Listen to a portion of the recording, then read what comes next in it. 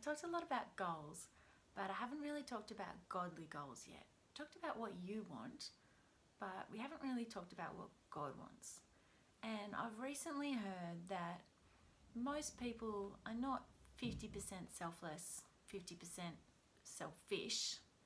Most people are about 70% selfish or 80% selfish, even 95% selfish. Most people are mostly selfish and a little bit selfless. Of course, that's the sinful nature in us. It's the sin that takes over and we just automatically think of ourselves. And so when writing goals, it can be really easy to write down a whole bunch of things that are great for us to do that we can really look forward to. On the other hand, it can be really easy for women especially to just want to serve others all the time and to be doing things for other people. As mums, I know I always am doing things for other people, for my kids and for the house and for all kinds of things.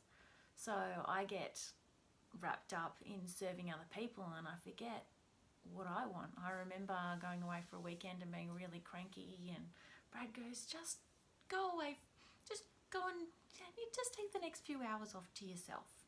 And I thought, I don't even know what I want to accomplish. I don't know what I want to do. If I've got free time, I don't know, I used to like reading books and I used to, like doing all kinds of things, but I just got wrapped up in looking after other people. So there is a bit of a balance. You need self-care, but we do need to be selfless. God wants us to be looking out for other people. He wants us to love others. He wants us to love him. They're the two main commandments. So what are our godly goals? What are things that we can put on our list of goals that are going to be edifying him, building him up? The first godly goal is to glorify him. He wants us to bring him glory in everything we do.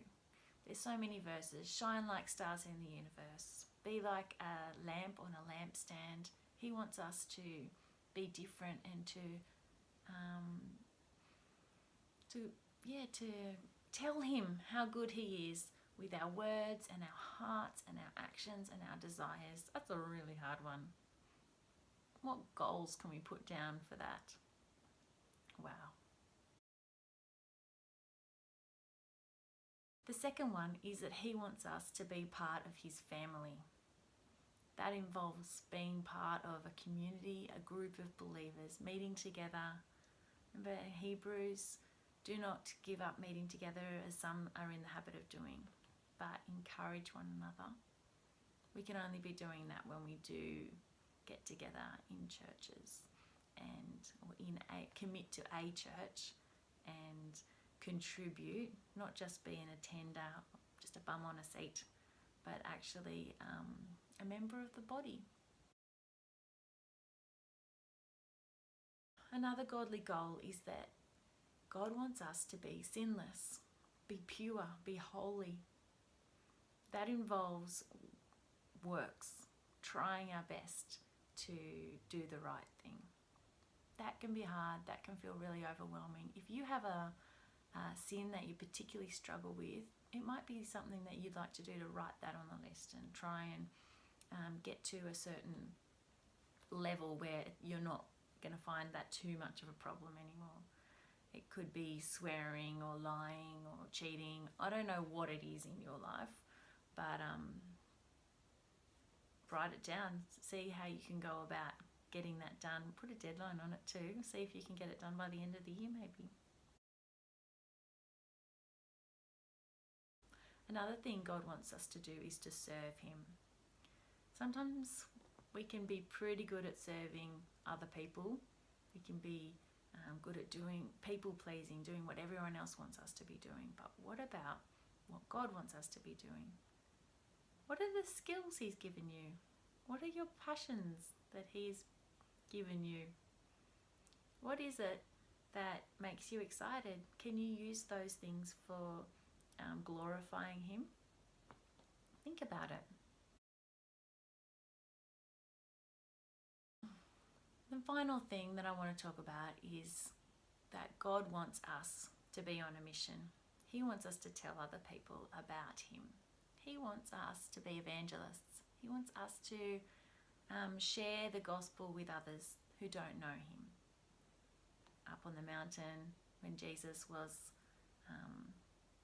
dead, buried, risen, He met with the disciples and He commissioned them to go out into all the world and to tell people about Him. And that's our job also. We really need to be, I guess it comes back to glorifying Him again with our lives, shining the light in the dark universe. We are citizens of heaven, not citizens of earth. This is not our home. We are aliens in this world. And so I guess we want to try and get other people to become aliens too, so they can go to heaven as well. What a noble purpose. What goals can we write down to do with that? There's heaps of goals. People you know who might not know Jesus, put down a goal. Have a conversation with so-and-so. That's a really hard conversation. You might feel like you are risking your relationship forever, but you're risking their eternal glory forever if you don't. So that's pretty important as well.